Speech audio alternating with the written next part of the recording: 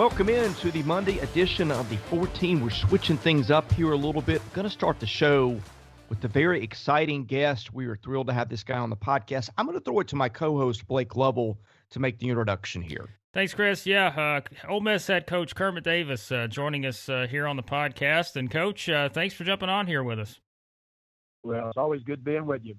Coach, obviously getting ready for the start of the SEC tournament, heading into Nashville here this week, and I know you guys are excited. You'll be the 6th seed playing the number 11 seed South Carolina on Thursday night. I was going to ask you, you guys have really had a strong finish here to the season just with the way you've played. I think you've won 7-9 here to end the regular season. Is there something maybe in this stretch that you saw from your team that maybe something sort of clicked and allowed you to kind of have this strong finish you guys have had? Yeah, Blake, it has. I mean, because we all know 7 out of 9 in any Power 5 league, go 7-2 in the last half of the SEC. It's hard. And, I just thought our team has played with toughness. Hadn't shot it great all the time this year. During that period of time and parts of it, we started shooting the ball better, and we got 80 in 3 straight games. But one thing we have done is we've rebounded the ball. We're getting the highest offensive percentage of rebounds in our league. We give up the fewest.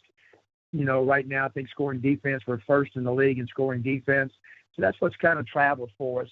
And, Blake, when we can make some timely perimeter shots kind of other than Devontae Shuler, and our team really can. I mean, we can play with a lot of people in college basketball.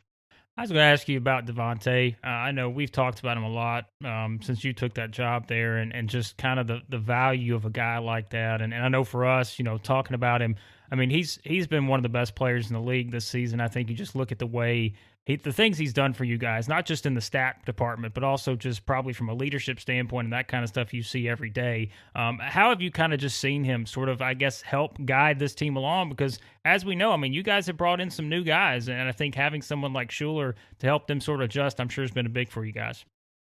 It really has. And, to watch him grow, he was on our first year NCAA tournament team with Kermit Davis, who was with the Raptors, and obviously Brian Tyree, and he had a great sophomore year, and last year kind of behind Brian, and this year is just stepped to the forefront. I mean, I just don't think there's any doubt, he'll be a first-team All-SEC selection because he just impacted, he's played like it, but what player really impacts your team more? I don't know if there's anybody more important to his team than Devontae is to ours.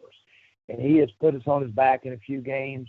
One, his leadership has gotten better. He's matured academically, going to graduate on time in May. So we're proud of his progress, Blake, and we really need to have a terrific SEC tournament.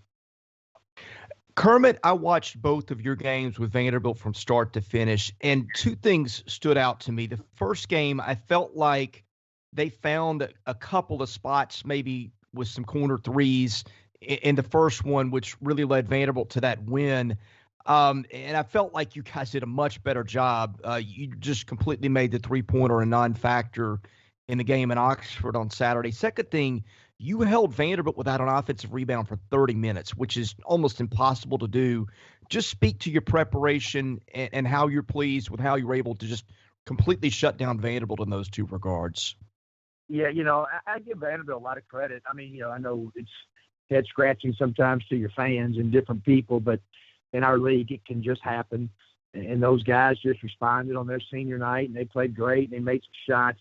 We didn't have our best energy, not our best juice, and you're right. They got some balls in the sweet spot of our 1-3-1, and we were late getting the corner threes. We made a couple of adjustments kind of with placement. Some of the things they did to us the first time, I thought our guys put it right in the game. But at the end of the day, we played much harder. We competed harder. We had better length. And what was impressive about the second win, this is that, really Devontae stayed in foul trouble the whole game. KJ Buffin, who had a double-double against Kentucky, got hurt. Then he already played 6 minutes. So, we lost our way late. But for that period of time, I think we were up 25. It's not as good as we defended all year long. So it was good. And it's just the emotions of college basketball. And, even with Pippen out, they beat us. And you bring him back. He came out with a 36-point performance against Cincinnati. We did a good job against him. Yeah, that was the other thing I was going to mention. You're down a couple of guys due to foul trouble and injury, and they're up a guy they didn't have the first time. And not just a guy, but the guy that's with the Sioux out far and away their best player. You guys completely took him out of the game. Now, some of that was foul trouble. He sits the last 9 minutes, but that first 10 minutes of the second half where he's in most of that, I think you guys force 8 turnovers, hold them with the basket or without a point for almost 10 minutes. Just talk about that dominating stretch of defense you had and maybe your game plan against Scottie Pippen to prevent him from just taking over as he's been able to do against so many teams. Yeah, he's one of the most improved players in our league. He's a fun guy to watch on tape. Maybe as good as anybody in our league off of ball screens, not just scoring, but just, reading secondary defenders. I thought our 1-3-1 was really long and active. And usually against good point guards, if you can get it out of their hands, and the biggest thing in the 1-3-1 is when the point guard, it gets out of his hands, does he hurt you with the pass, right for a bucket, so they really get an advantage. And we were able to recover. So we did a good job with him. And like I said, we got a little fortunate too. He got a little foul trouble. So he's kind of like Devontae, never really got in a great rhythm of the game. So that's got to travel to Nashville on Thursday night for sure. Coach, I was going to ask you, I know, such a unique season. I'm sure, certainly, you guys have never been in anything like this in terms of just everything you've kind of had to go through throughout the season. Games have gotten paused or suspended or postponed and all this other stuff. How different has it been just from a preparation standpoint? I know, again, it's something where you really have nothing to sort of compare it against because we've never seen this sort of dynamic before, but just how different and unique has it been? And really, how have you seen your guys just be able to adjust to that? I'm sure that's been a big part of it too for them. It has. We've been really fortunate, guys. I'm so proud of our team. I mean, I don't know how many Power 5 teams. We played all 18 SEC games, and we got, I guess, South Carolina at home. That was canceled because of COVID there. We tried to play LSU, and because of the snow, we couldn't do that. But we got one makeup game, so that was good. And our guys have handled it well. We went through a long pause. I got it November. I didn't coach our team from November 17th to December 7th. Yeah. And I really think that was a part of our problem a little bit when we got into high level. We were okay against some, the teams we should have beat, some guarantee games. I think that was a problem. Like, we never really hit our stride. Like usually, you start in October and hope your team's really coming together in January. And I think we're about 3 or 4 weeks late. We went almost a solid month without coaching. And so that put us behind. But then after that, guys, knock on wood, our team is, besides one guy, has kind of stayed away from the COVID issue. And so our preparation has been pretty normal. I was going to ask you about Romello White. I know, he's someone, like we said, we talked about sort of Devontae helping guys come into the process. And I know having Romello, a guy like that, who's older, who has played, at the Power 5 level, I'm sure that has been something for him. Just how have you seen him kind of progress just in terms of into your system? I mean, we've talked about him a lot here on this podcast as a guy that you just look at what his numbers and everything he brings to you can from a scoring standpoint, a rebounding standpoint. He can block shots. Just how significant has it been just to have a guy like that to be able to use in really a variety of different ways because of his ability to shoot the three too? Yeah, Romello's got great experience. And sometimes you bring in grad transfers and you worry about his total buy-in to your team. God, he's been an unbelievable teammate. Great teammate. I mean, he can get in foul trouble and score 8 points and we win. He's the happiest guy in the locker room. He pulls for his teammates so hard. That was so important. He's had some great games. He's playing his best basketball right now. He's really developed where he can go out and really pick and pop at 15, 17 feet, and really good rebounder. Right, one thing he's got to improve on. His assist turnover has been 4 of the last 5 games. He's playing to a wreck in the perimeter. He's got to be down low, and that's something we've got to get better before the conference tournament starts. But, yeah, just great experience, good person. He's from Atlanta, and he had a great experience at Arizona State. He just really wanted for his last year to get closer to home where his family could watch him play. Kermit, I know you may be limited in what you can say here, but KJ Buffin, of course, goes down in the Vanderbilt game with, I don't know if you call it an injury or a banged up or what the term you'd use is, but any feeling on his status heading into the tournament next week? Yeah, he's going to play. He's going to play. got hit, kind of got hit in the sweet spot, and and so he obviously he was in a lot of pain. He's a tough guy. He just couldn't go. So all those other guys did a really, really good job for us. All right, this one is going to be really tough for you to answer, but I'm really going to be fascinated to hear how you work through the question. Your defense is so good, and I know that's a team effort, and I know having Romello underneath, having a rim protector makes a lot of other things possible. You got guys like Buffin and Rodriguez and Schuler who are just so good, and when you guys are clicking, they are so fast at getting to shooters and closing off driving lanes and things like that. When you do your evaluations of players, who do you think has been your most valuable defender of your team this season? I think that's going to be a tough one for you to answer, but I'm really interested to hear how what you think the answer is. I'd start with Luis Rodriguez. He's our best perimeter defender. We try to put him on the other team's leading scorer in the perimeter. Now, we do some switching 1 through 3, so obviously he'll get switched off. But he just, like I said, he's been tough. He's physical. He rebounds the ball. And, so he's done really well. Like I said, Romello White has been really good in the middle. Robert Allen is an unsung defender, and he started some games, came off the bench. And I tell you who else, last guy, we have a lot of guys try to play pretty hard. But Matthew Morrell, our freshman, has really improved. He's gaining some great toughness.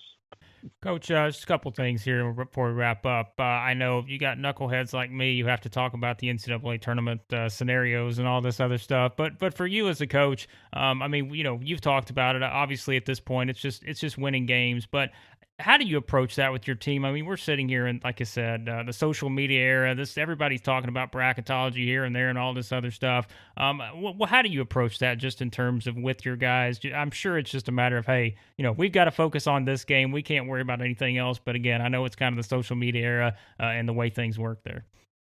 Yeah, everybody knows. Everybody knows when you go on the bubble, you get off the bubble.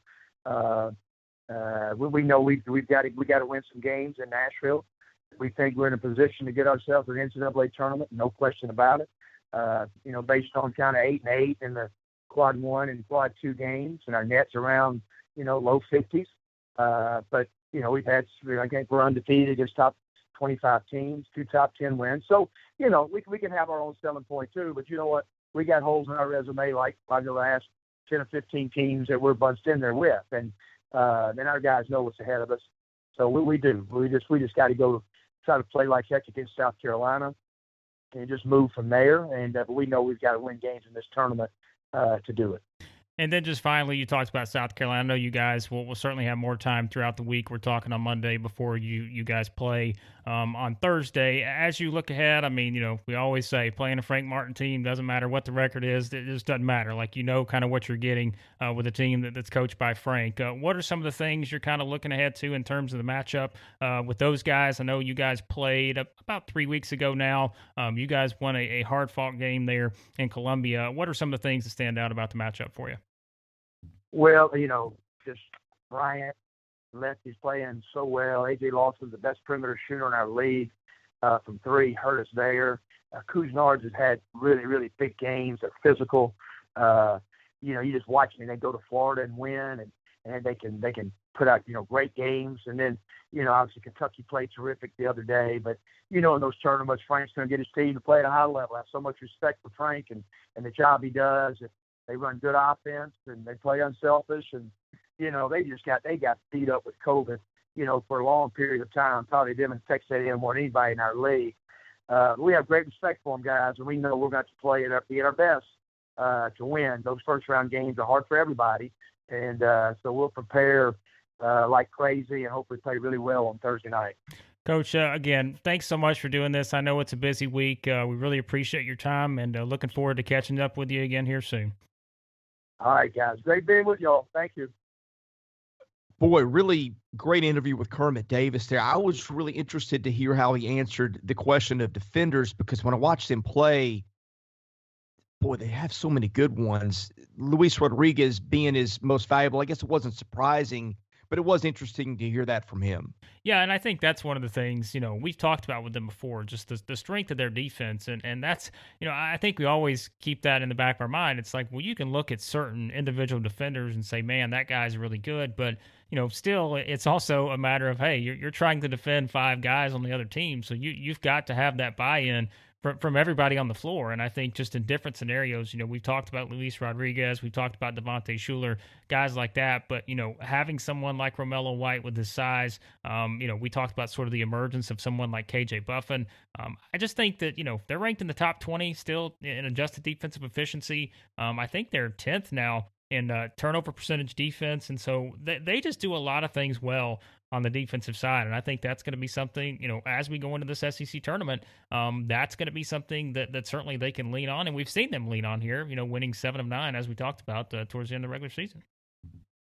I have seen them in the last week play probably the 2 most impressive stretches of defense that I've seen anybody play anywhere all year. They did it to open that Kentucky game where just Kentucky couldn't get a shot of any decent quality. And they did it again to Vandy. I mean, they've got Vanderbilt on the ropes Saturday. They're up 12 at halftime, and they just come out and just destroy the Commodores. And it's a 25-point game, about 9 minutes into the second half. And Vanderbilt came back and made that closer than it looked. But the way that they just took Vanderbilt out of its offense, took Scottie Pippen out. I mean, Vanderbilt played Pippen the first 9 minutes, I think, of the second half, and he turned it over 5 times. They turned it over 8. They had a stretch where they literally didn't have a point for about 10 minutes. And when the Rebels had that energy and that enthusiasm to just have it going, my goodness, they can just destroy you defensively. I thought that stretch they had against Vanderbilt, I'm glad you brought that up. As I was watching that, that's what I thought. I said, I don't know that I've seen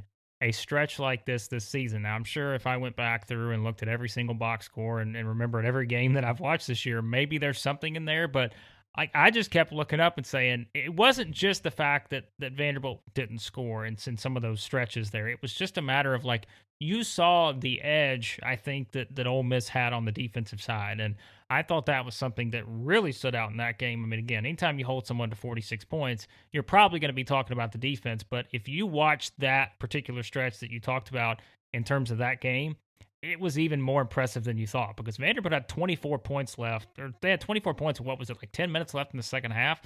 They just could not find a way to score. So to start that second half, if you want to see some good defense, that was one of the most impressive stretches I've seen, not just in the SEC, but really in any game I've watched in college basketball this season. What they did probably, pretty much the entire first half of the second half.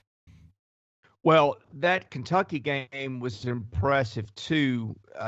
Kentucky had 16 points with 5 minutes left in the first half of that one, yeah. And 2 completely different. I mean, Kentucky has some bigs that you have to worry about, where Vanderbilt doesn't have that. But I guess the point being that they can really shut down 2 very different types of teams, and we saw it both within the last week. Yeah, they're talented, man. There's no doubt about it. And I think we look ahead to this SEC tournament, and we've talked about South Carolina as Kermit Davis mentioned. I mean, they've been up and down, and as we've said before, I think a big part of that is just for having to pause for a month like they did. But I look ahead, and I'm just like, that's an intriguing matchup for them. And then you've got a team against like LSU. We've talked about LSU's potential before, a team that really can score the ball. But when you have a defense like Ole Miss, that's something that can be sort of that really great equalizer in a game of that scenario. So I'm very fascinated to see that, because I think, that obviously the top part of the bracket offers its own intrigue, but I think that bottom part of the bracket with teams like, Ole Miss, LSU, Arkansas, Missouri, all those teams like that, I think there are some different combinations you could get out of that group, and I think you could get some pretty entertaining games just from that bottom half. I want to hit the Vanderbilt end of that game for just a minute before we move on to some other teams. I did not understand why Jerry Stackhouse put Scottie Pippen on the bench for the last 9 minutes of the first half. Vanderbilt's got a 16-14 lead, and that becomes a 12-point Ole Miss lead at halftime with Pippen on the bench the whole time. Pippen comes out in the second half and played the worst stretch of basketball I've seen him play all year. We talked about that with Kermit Davis, where they're just turning it over left and right. I don't know what in the world happened. I don't know why Jerry left him on the bench as long as he did. But watching that game unfold the way it did, it just was very interesting. Do you think it was injury related? Because I don't know. I honestly I have no idea. I'm asking that question. Like, do you think that had part of No, it? I don't. I Okay. don't. I mean, he talked. I listened to that post game press conference, and Jerry Stackhouse talked a lot about, finding. These are my words and not his, grinders and things like that. I don't know if there was some sort of conflict going on there or what it was. I mean, I'm completely speculating, but I'm just like, why do you leave your best player on the bench? 2 fouls, it's not 3. And even if it's 3, he means so much to that team. I think I just take my chances. But I felt like from the minute he went to the bench, that game changed and they weren't going to get that back. Yeah, I mean, and we talked about it. I mean, I think, we mentioned the games like the last week that Vanderbilt played and talking about how they performed in those games without him. And then, we saw what he did at Cincinnati. And then, when you're going up, like we just talked about, against a really, really good defensive team in Ole Miss, it's just going to be hard to score without him on the floor. Other scenarios, maybe you can find ways, but knowing already that you don't have Dylan DeSue, and you're kind of, again, trying to find points against what has been one of the better defensive teams in the SEC, that's a hard thing to do. And like you said, I mean, not having him on the floor, you kind of know what you're getting, and you're going to struggle to be able to put up points. And that's exactly what we saw during a stretch like that in this type of game for sure. Okay, Blake, the tournament bracket is set. I think maybe we got some more clarity on the NCAA tournament picture as it pertains to the Southeastern Conference. What did you take away from the weekend? Yeah, I thought that, I think it's pretty clear now there's 6 teams from the SEC that are getting in. As we've talked about, Ole Miss is going to be right there, I think, with an opportunity to play their way into the mix. But really, I don't know that there was a whole lot that we learned from the weekend, other than maybe Florida really needs Trey Mann on the floor. He didn't play in that game against Tennessee with the migraine. That game probably goes a little bit differently. I don't know if Tennessee maybe still win the game, but it's different with him on the floor, so that didn't help the Gators. But 4 seed, 5 seed, there's a difference in terms of buys. But otherwise, I mean, those 2 teams, at least from an odd standpoint, likely going to match up again there in the quarterfinals. So I don't know. I just don't think there was a lot maybe from these last. Everything went about the way we thought it would. LSU probably got the best win at Missouri. Thought that was much needed for the Tigers' resume, the LSU Tigers, based on where they were. We talked about them. They were the one probably lagging behind in terms of seeding, but that gives them their 4th quad 1 win. So that was a pretty significant victory there. Elsewhere, Alabama, Arkansas, just keep winning. And I think everything else just kind of played out kind of sort of as we thought it would. One thing that I thought was maybe important for the SEC is I said I was a little concerned because we've talked about Alabama trying to get a 1, which is probably a big uphill climb, or at least secure a 2. And we talked about Arkansas trying to play its way into that 2-3 conversation. The thing that I was scared of was that these teams would not get a chance to pick up some wins that matter in the SEC tournament. And for Alabama, it's going to draw Mississippi State and Kentucky, so it won't get one there, but it should get either a Florida, Tennessee in the semifinals if it wins that game. Arkansas was the one I was really concerned about. I think for Arkansas, this lines up really well because Arkansas should get Missouri, assuming the higher seed wins. That's one that matters to the committee. If it gets that one, then it potentially gets LSU, and then it gets whoever's left of Alabama, Florida, Tennessee, potentially at the top if this goes according to seeding. So that's one thing I was kind of watching for is that I don't want to call it a doomsday scenario, but I think it was going to be problematic potentially for some of these teams that were trying to earn a higher seed if they couldn't pick up some quality wins in the conference tournament through no fault of their own. Well, looking at the bracket, I think maybe for Alabama that didn't resolve quite as well, at least in the first round, although you would kind of expect that with Bama being the 1 seed. But for Arkansas, I think this played out. Now, it doesn't play out very well in making the tournament easier to win for the Razorbacks. But again, in terms of picking up the wins, we've said this before, we're not sure how much the championship game result is going to matter. But let's say Arkansas adds Missouri and LSU wins. I think that really helps the Razorbacks' case. Yeah, I think that the best part is I'm with you. Illinois beating Ohio State. I think Illinois locks up the number one seed, the final one, with Gonzaga, Baylor, Michigan. The only potential scenario I could see Alabama moving in ahead of them, even though I still think it's going to be hard to do, is if Indiana beats Rutgers in that I think it's first round game, probably in the Big Ten, and then Indiana were to beat Illinois in that game in the quarterfinals. I think maybe there's a potential at that point, but I still think it's going to be hard for Alabama to get a one. Meanwhile, I think there's a lot more likelihood of Arkansas potentially joining Alabama as a number two seed, which you and I talked about probably about a week ago now. We were looking at the scenarios that could play out in terms of could both these teams get number two seeds. I think that path for Arkansas has gotten a little bit more open, but only if they win the SEC tournament. I think that's the best way to do it. And potentially if they get to the tournament championship, they lose to Alabama, maybe still in that spot they could get it. But I think, certainly if you're an Arkansas fan, that the ending to that game between Houston and Memphis had to frustrate you a bit, based on the fact that if Houston loses that game, that makes things even more interesting, and then you're a step further ahead probably. But Houston winning doesn't really help you if you're Arkansas. But I do still think the path is there for Arkansas to get to the two with Alabama, but I do think that chance of Alabama getting the one starting to close a bit just because of Illinois beating Ohio State. I thought that was a very significant win there for the Illini. Let's hit the Florida-Tennessee game for a minute. Are the Treyman migraines something that we've got to be concerned with going into the tournament? I mean, I don't remember that being an issue for him before.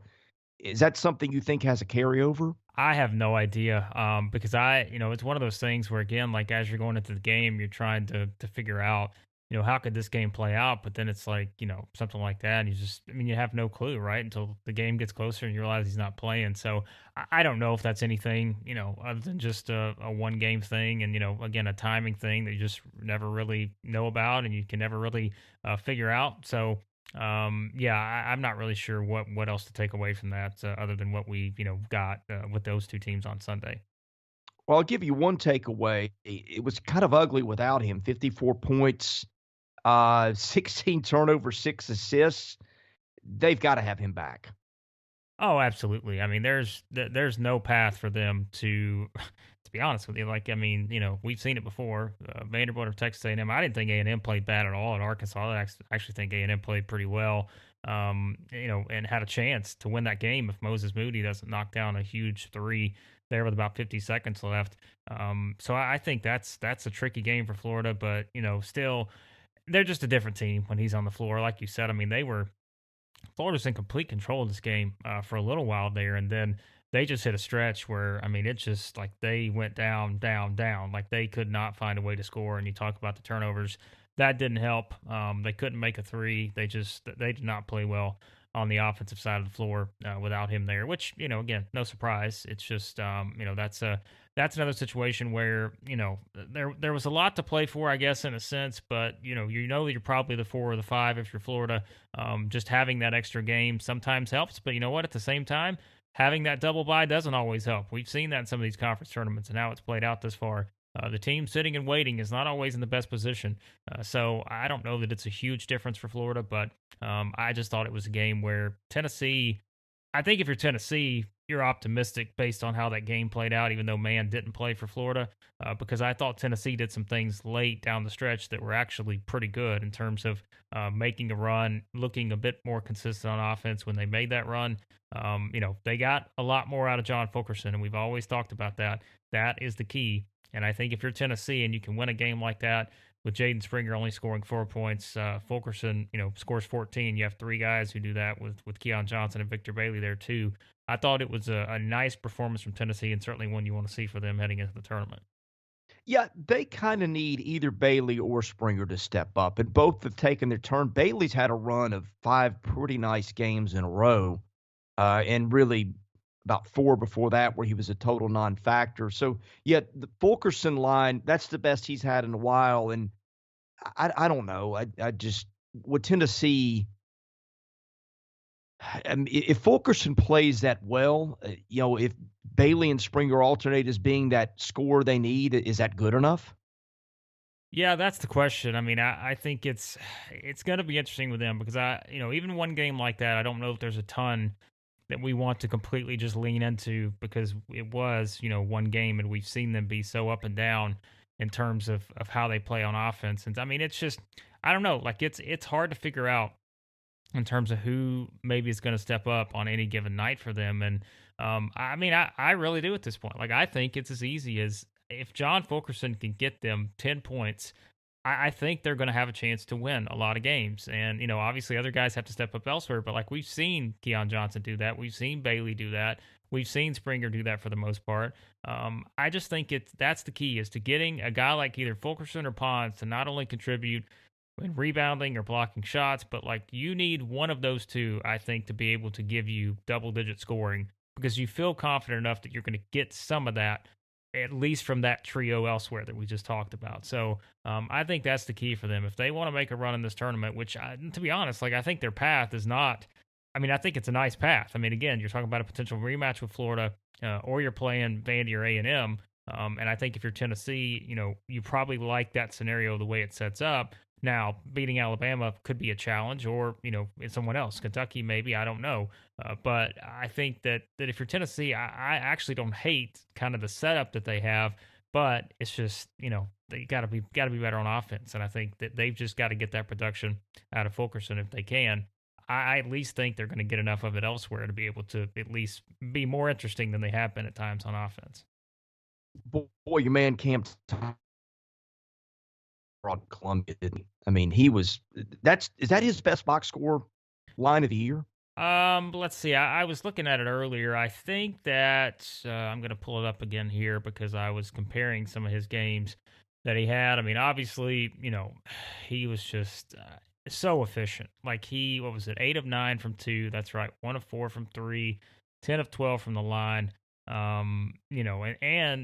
had a couple rebounds, but he's coming off that game too where he had 10 rebounds, and it's just like I think he had a really strong finish to the season. I thought that just the way he played, I don't know, like he deserves to be in this conversation for Player of the Year. And look, by the time people listen to this, they may already know who is the SEC Player of the Year. As we said, we ended up ranking him in the top 3, behind Herbert Jones and Moses Moody, but I don't know, man. I think the more you watch this guy, I know we say we want to see stuff other than scoring and we want to see maybe more efficiency, but I don't know. He had some pretty good games down the stretch there, and just his ability to score the ball and to get to the free throw line, it's just, he is, I mean, I think Konzo said it after the game, like he's just one of those guys, probably as a coach, when you just see it in person and you're actually watching him play out there, against your team and trying to match up against him.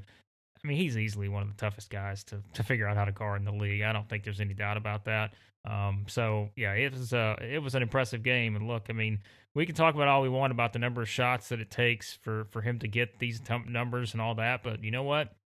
LSU needs that. Like they've got to have him score like that. They wouldn't be the number 3 seed if this guy isn't putting up these kind of point totals. As we said, it's the defense, I think, for them. So no, it was he had a heck of a game for sure. A&M Arkansas was more interesting than I think we expected. Emmanuel Miller had a second straight outstanding game, and I mean, A&M was in it to the very end of that game. I really wish, of all the things I regret about the basketball season, I would have loved to have seen how it played out for the Aggies. And look, maybe they get their second chance in Nashville and see it, but between Miller and Quentin Jackson, there's some nice players there. It's not the most exciting team to watch, but that's 2 for 2 in terms of they've competed really well in the games that he played since they've come back, which is not easy to do after a month of absence. But that game in Fayetteville was way more entertaining than I'd expected because, frankly, I just thought Arkansas would probably wipe the floor with them. Yeah, I think it also told us, too, that for whatever the situation is, like at this point, you just assume Arkansas is going to find a way to win. And that's what they did here. Again, Moses Moody hitting that huge shot. You talk about a stat line, 28 points for him in that one, 5 of 8 from 3.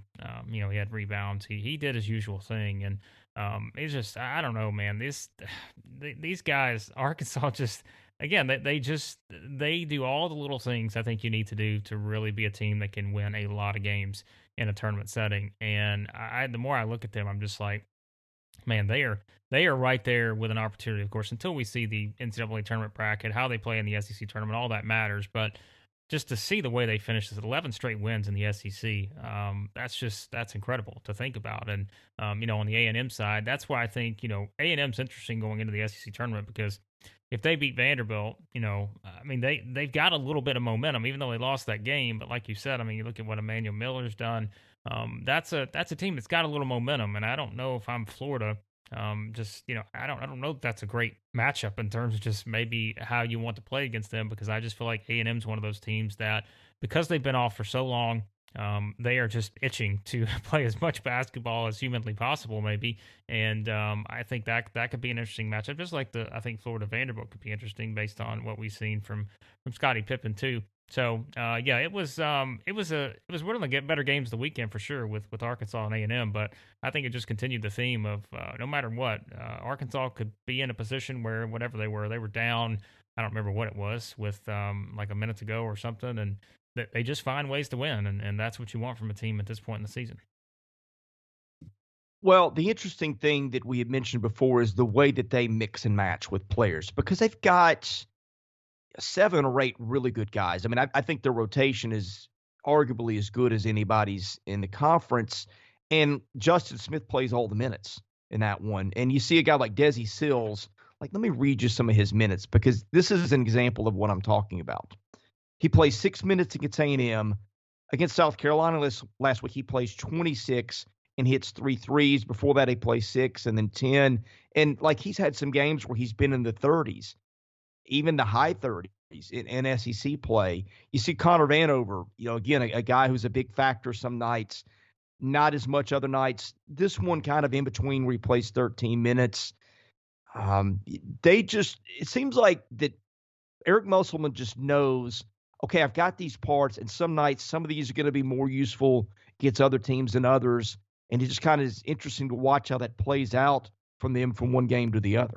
Yeah, they're able to mix and match so well in terms of how they play. And I think, we talked about Moses Moody and everything he does, but, and we have also talked about Justin Smith and kind of what, the value is of him too. But Jalen Tate, when he gets going and sort of the things that he can do, man, that guy is just, I think he adds so much for them, obviously on both sides of the court, and just as his role in the position that he plays. It's just something. And I think he has been so valuable too to their run. And again, you can just go up and down the line with all these different guys. And I know, Jalen Williams didn't play in this game. So there's just so many different guys you feel like they can go to. And JD Notae, just based on what he can do off the bench, and it's just that they've got a lot of options in terms of how they can play. They've got options in terms of who they play, and I don't know. I like the rotation, the way it's come together. We knew it was going to take a while because they were adding in so many new pieces, but it has come together beautifully for them, and that's why they're sitting where they are now, heading into the tournament. Are we concerned that Alabama is just kind of getting by? The game in Georgia, and again, in Athens, Georgia can beat a lot of teams, and probably I'm overdoing this, I guess is a good way to put it. But I don't know. I just want to see Alabama get some more separation from some of these teams down the stretch. And again, the burning question to me is that a product of what they've done, that they've banked so much already that they can kind of cruise a little bit, or is it something to be concerned about? Yeah, I don't know the answer to that either, because I think we've seen some teams in these scenarios before to where, I don't know, whether it's a team that has just built up such a good start in conference and then down the stretch, they're having to win a lot of close games. I think the thing is, they don't have to play any true road games now, I guess, unless they play Kentucky, which, as we talked about, you don't know how many of the big blue nations getting into Bridgestone for this tournament, but I would guess there's still going to be quite a few there. They're not really going to be put themselves in any true road game scenarios, but there's no question. Alabama, like most teams, has played much better at home. I know the Vanderbilt game was pretty close, but they have played better at home than they have away from home. And I think that's one thing that you're going to have in the back of your mind heading into the SEC tournament. And, I don't know, the shooting, knowing the amount of points that they get from their 3-point, production. Like we know they're going to get a large chunk of that from that area.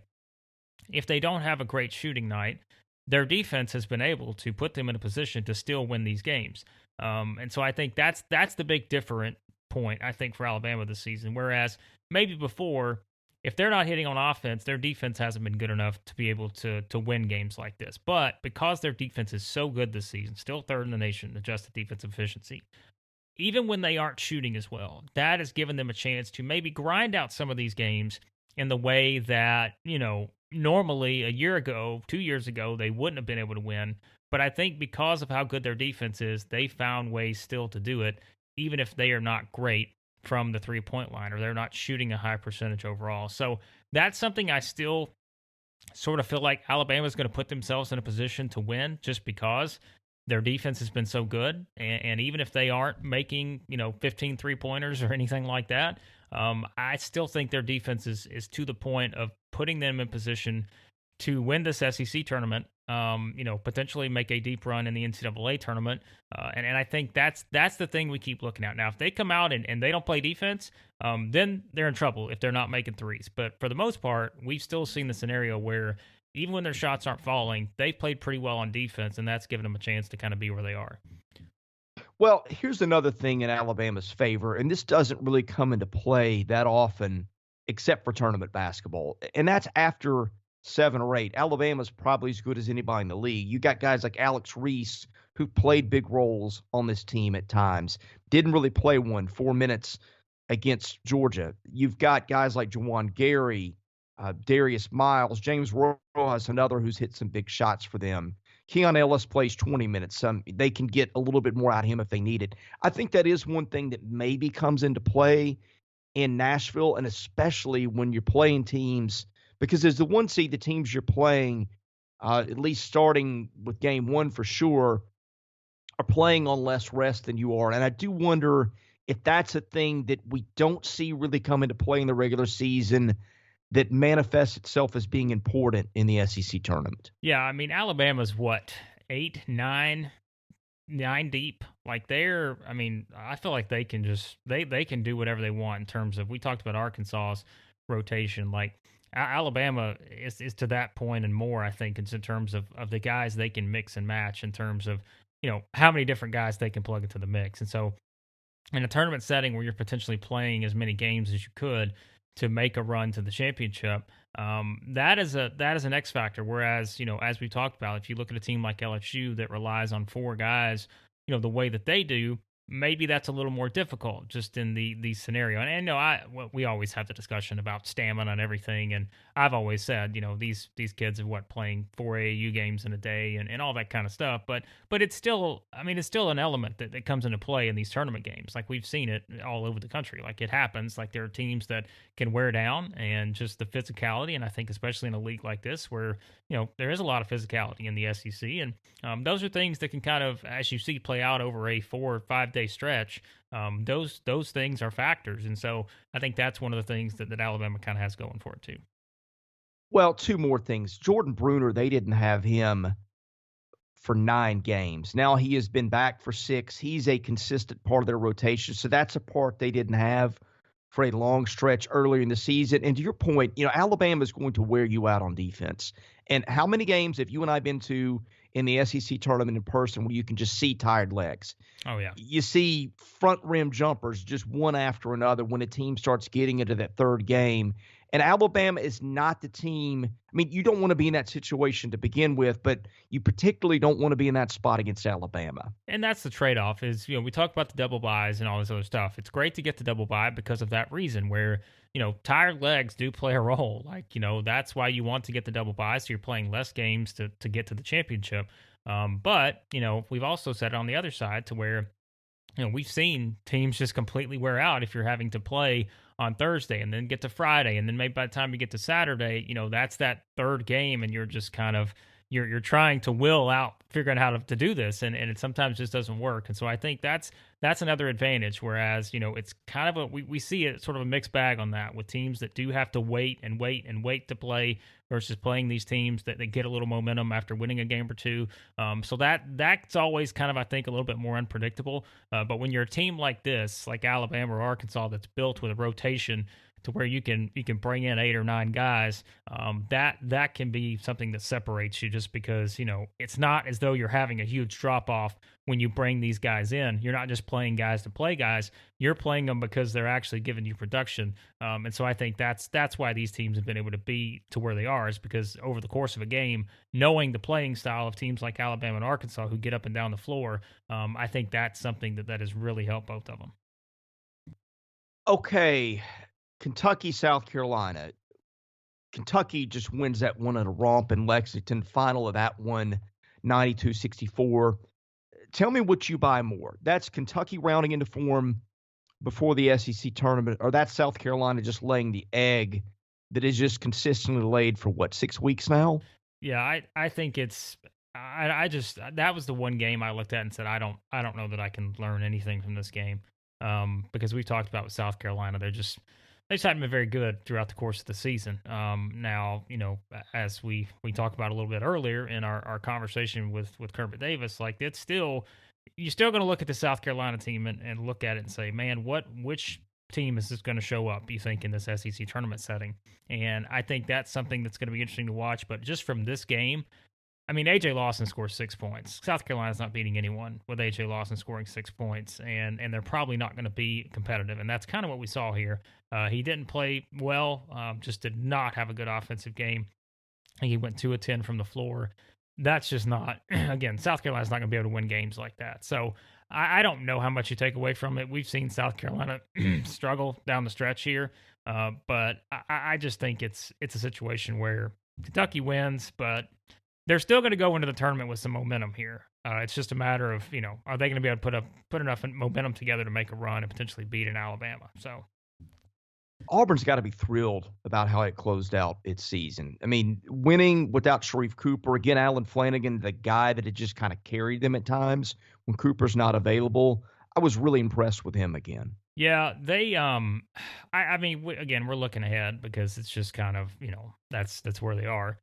But I think Auburn is going to be in a really good spot next season. Again, and look, it's all a matter of, do Flanagan, JT Thor had a great finish. Do those guys come back? And I think if they do, I mean, I think Auburn is in a position where they are going to be able to be right there near the top because they've already got a good recruiting class coming in. You've got all this young talent that's able to build some of that momentum, like you said, to finish the season. I just feel like Auburn's going to be in a good spot. And, again, we're assuming Sharif Cooper's not coming back. I think at this point it's hard to see. But overall, man, they've got some good young talent on this roster. And I think that, they're going to be right back up there near the top next season just based on how they finished this season. I thought it was a pretty nice win against Mississippi State. And I think Auburn, with Flanagan, man, like you said, if we went back now just based on how he's played recently, we'd probably put Flanagan in our top 14. I think it'd been hard to keep him out just based on looking at how this kid plays because he has been really good. And, we know like he's had to carry much more of the load too without Sharif Cooper on the floor. So I think it was just, a really nice finish for Auburn. Well, and we will do a 14 again. And in fact, we will do our final one after the season. And this is my thing. I just don't think you stop the clock at postseason play, right? Yeah. I mean, why do you just stop rating players at that point? That's how we're going to do it. We may come up with one between now and the NCAA tournament just for kicks. But I think you're right. I think he's got a big case to be in there. The thing that's going to be interesting with them, and I think it was you that mentioned this in the piece you wrote this weekend, JT Thor's a kid who's got a lot of ability too. I mean, if they get he and Cooper back, because I think Thor is an NBA prospect too, it's just got a really good set of gifts there. He's big, he's athletic, he can do a lot of stuff. I think that's the team that maybe the range of outcomes with Auburn may be as wide as any team in the league. From the standpoint as we look at them going into next year, not knowing what could happen with a couple of their kids. And we talked about it. Bruce Pearl, his players just get better. And I think that's something too, like another offseason under their belt or a normal offseason, hopefully. I think his guys just get better when they're there. And so I think that's something you add into the mix too with all these young guys is I think, now they get an opportunity to get better and in a normal offseason, hopefully. I do. I think they're going to be right there having a chance to contend for an SEC title next season. Well, Blake, anyway, I want to give you the floor to close the show. Tell folks where to follow us on Twitter, what's coming up at the site, anything else that people want to know as they follow our work. Nope, southeastern14.com. Check it all out there. We've got basketball, baseball, all sorts of stuff over there. So be sure to check it out and follow us on Twitter at 14 Southeastern. We'll have a lot of coverage this week. The SEC tournament actually have another exciting interview lined up for later in the week. So be sure to check that out, subscribe to the podcast, and all that good stuff. All right, he is Blake Lovell. I'm Chris Lee. Thank you for listening to this episode of The 14. We'll catch you back again on Tuesday.